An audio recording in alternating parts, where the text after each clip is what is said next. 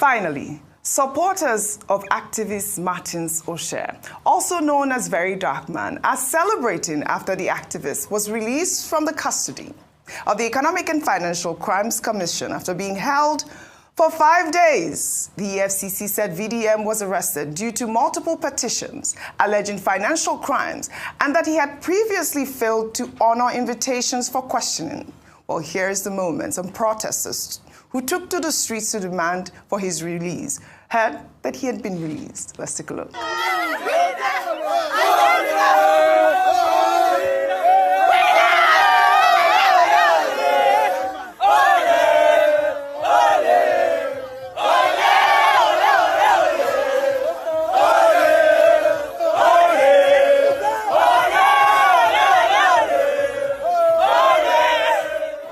Well, all right. Good news there for the supporters of VDM. They're called the Rattels, just so you know. Did you know that? Yeah. I learned this yesterday. You learned it yesterday. They're called the Rattels. Yeah. Well, it's good that, the EFCC has listened and, they have released him, and we'll follow up on the story. And, yesterday we were having that conversation about how, horrible it is for the EFCC to have detained him without releasing a statement. They released him at this moment. Your yes. comment. I think one of the major things that sticks out to me is sort of the culture of catch and release yes. that we've developed. Mm-hmm. And so because of that, I'll say I think it's very important for us to be able to see this case reach its logical end. Absolutely. Because whether it be VDM or any other personality, there are so many cases sort of lingering in the EFCC where we see that people are arrested, they are detained and so forth, they're questioned, and then we never hear about it again, or it resurfaces much later. So the catch and release, for me, I would urge the EFCC, please,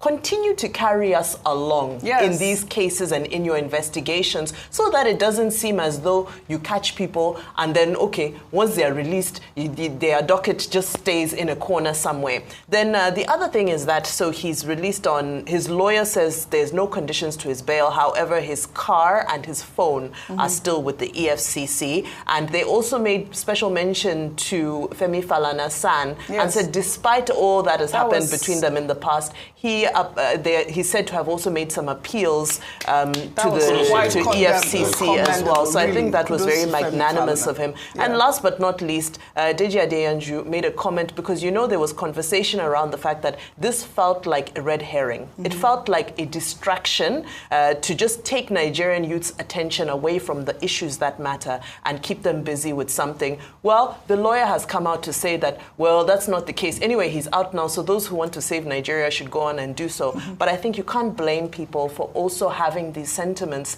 because sometimes we've seen all sorts over the past few years. But, happy he's home. Ifá, you wanted to make a comment? You see, the truth has to be said. I think we need to drum it into some people's heads.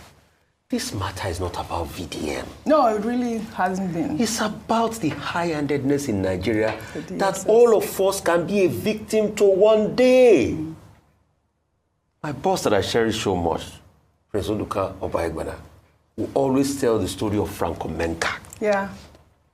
When Omenka was riding road shoulder everywhere, he had the power then. He was jailing a lot of media people. But when Omenka needed help, that same system that supported Omenka to commit atrocity, that system came for Omenka. All right. Pretty much reminds me of Father Nemola. First they came. For some people, I didn't speak up for them. When it was time to speak, when they came for me, nobody was left to speak up. And that's why I salute Femi Falana. Yeah. He did what a lot of people cannot do. Speak up. All right. Just say it the way it is. Until date, we are still waiting on the EFCC to please bring out those charges because we want accountability across board. Yes. A lot of people claim he said there's corruption in the EFCC. Yesterday, I posted a picture. As at the days of Magu said that there are bad eggs in the EFCC. Yeah. They've always made allegations of bad eggs here and there.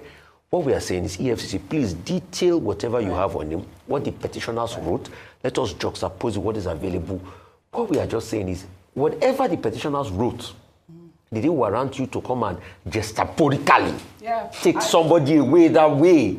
Because what will happen is that one of a sudden, they will just come and pick somebody. Maybe we'll be live on the they will just come pick somebody. God forbid. No. You're saying. Well, Rufai, like you said. You're saying God forbid. Like you said yesterday. God forbid. Like you said Who yesterday. will have thought that in a democracy this will be happening? Well, don't say God forbid. Speak against evil. Fight it. It's been going on. Fight it. Well, like you said even yesterday, that the current EFCC chairman did say that there are bad eggs within the EFCC as well. But you know, like you said, they seized VDM's phone. We are waiting for content. We are waiting to hear what really happened. What happened to him in the EFCC custody? What he did. We're waiting for the charges from the EFCC. Well, kudos to Femi Falana as well, and great that VDM is back. We'll take another story now.